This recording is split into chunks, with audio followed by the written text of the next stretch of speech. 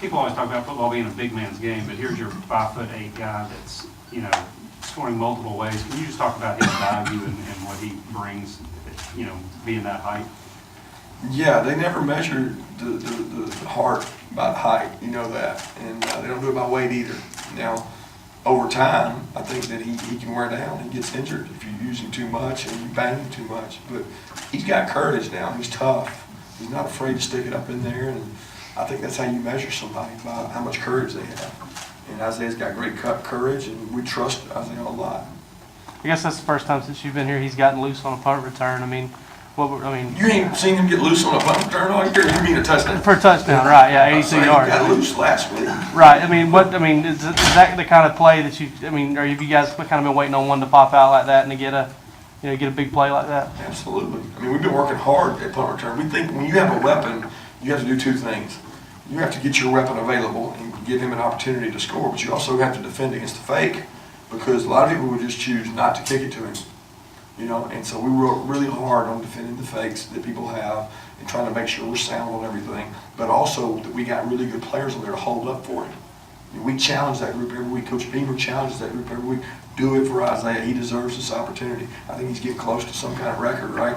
For maybe punt return touchdowns or something. He broke 2 of them. He broke it. Okay, there you go. So he's not close. He broke it. But I'm happy for him because he does that in practice. Like our punt cover team, he goes against our punt cover team without anybody holding up for him. So it's like 11-on-1. So if you just hold like 4 of them up, he's happy. You know, and he does a good job of that. And everybody criticizes, oh, his decision making, all this. I mean, that kid's had some tough balls to decide on. You know, what I try to avoid is don't turn the ball over and don't make a poor decision on whether to catch one or not. He's had a couple of those, but a lot of them have been really hard to field because people don't want to punt to him.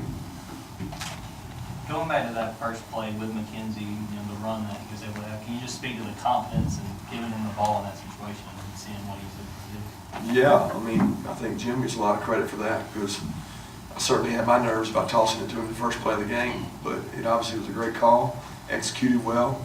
We didn't know what they would be in. They've got a kind of a different defense. They play against different groupings, so we weren't even sure what they would line up in. And we did it as a speed break, which means we come straight from the huddle, quick, snap it. And they really had more over there than we can block, but they just missed it. We shocked them. He split them. Do you think that play with Isaiah combined with the next pick helped set up the game for you guys?